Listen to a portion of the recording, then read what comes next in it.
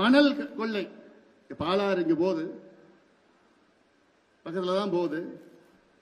இந்த பாலாத்தை பற்றி யாராவது இவ்வளவு காலமா கவலைப்பட்டாங்களா? யாருமா கவலைப்பட்டாங்க? பாலாத்துல ஐயா கவலைப்பட்டாரு, இந்த அன்புமணி கவலைப்பட்டான், பாட்டாளி முயற்சி கவலைப்பட்டது. தவிர வரைக்கும் எந்த கட்சியாவது இந்த பாலாத்தை எப்படி காப்பாற்றணும், பாலாற்றை காப்போம், பாலாற்றை காப்போம் எப்படி யாராவது கவலைப்பட்டாங்களா? இல்ல. ஐயா அப்போ நடைபயணம் சைக்கிள் பேரணி பண்ணார், பாலாத்தை காப்போம். வாலாஜால இருந்து வாணியம்பாடி 3 நாள் சைக்கிள்ல போனார், ஐயா போனார். அதன் பிறகு நான் ஒரு நாள் போனேன், ராணிப்பேட்டையில இருந்து வேலூர் வரைக்கும் சைக்கிள்ல. ஜூன் மாதம் வெயில், மத்தியானம் 12 மணி. எதுக்கு போனோம்? விழிப்புணர்வு. அதன் பிறகு பாலாற்றை காப்போம் என்று 2 நாட்கள் நடைபயணம் நான் மேற்கொண்டேன். பிள்ளூர்னு இருக்கு ஆந்திரா பார்டர், அங்க இருந்து சதுரங்கப்பட்டினத்துல பாலாறு கரை அது வரைக்கும் 2 நாள் நடந்து துண்டு பிரஸ் எல்லாம் கொடுத்து பாலாத்தை எப்படியாவது காப்பாற்றணும், பாலாத்துல எப்படியாவது தடுப்பணை கட்டணும். பாலாறு தமிழ்நாட்டில் 223 கிலோமீட்டர் போகுது. ஆந்திரா பார்டர்ல இருந்து சதுரங்கப்பட்டினம் 223 கிலோமீட்டர். நம்ம போராட்டம் செய்ய முன்பு வரை அதுல ஒரே ஒரு தடுப்பணை தான் கட்டியிருக்கிறாங்க. எப்ப கட்டினது? வெள்ளக்காரன் கட்டினா, வாலாஜாவில் கட்டினா, வெள்ளக்கார ஆட்சியில். இதே ஆந்திரா, இதே பாலாத்துல மொத்தம் ஆந்திராவில் பார்த்தா 32 கிலோமீட்டர் தான் ஆந்திரா வழியா வருது. கர்நாடகாவில் தொடங்குது பாலாறு, ஆந்திராவில் 32 கிலோமீட்டர் தான் உள்ள வருது. அந்த 32 கிலோமீட்டர்ல 22 தடுப்பணை ஆந்திரா கட்டிட்டான். ஆனா நம்ம 223 கிலோமீட்டர்ல ஒரு தடுப்பணை வெள்ளக்காரன் கட்டினான். இப்ப வர கொள்ளக்காரங்களாம் ஒண்ணும் கட்டல.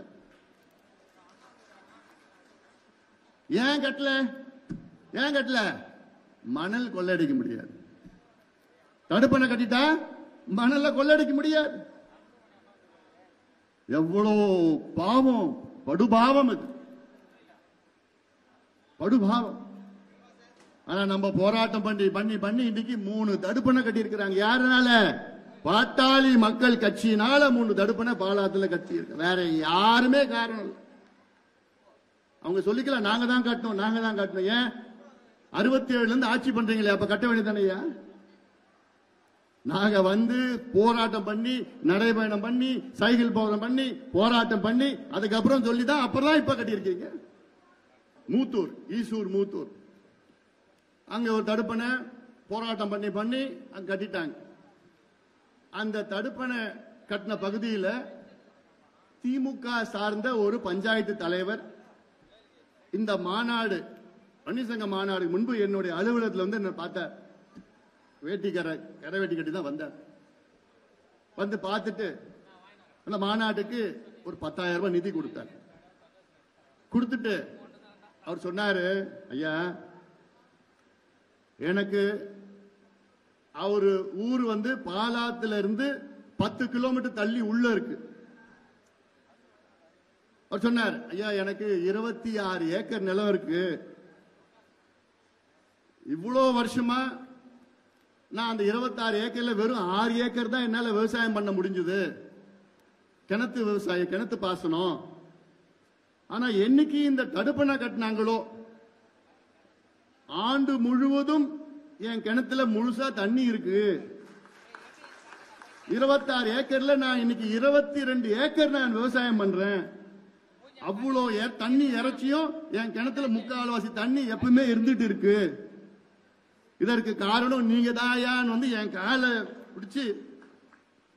பிடிச்சு சொல்றாரு. ஐயா நீங்க தாயான்னு சொல்லிட்டு திமுகவில் ஒரு பஞ்சாயத்து ஊராட்சி மன்ற தலைவர், ஐயோ காலெல்லாம் விழாதீங்க, கடமையை தான் நாங்க பண்ணோம். இது ஒரு சாதாரண ஒரு உதாரணம். அப்போ ஒரு தடுப்பணை கட்டினா சுத்தி 10 கிலோமீட்டர் 20 கிலோமீட்டர் உள்ள கிணறு, போர், கீரு எல்லாம் அவ்வளோ நன்மை மேலே ஏறிடுது. இதாயா வேணும், இதுதானே நாங்க கேட்கிறோம், இதுதானே நாங்க செய்வோம்.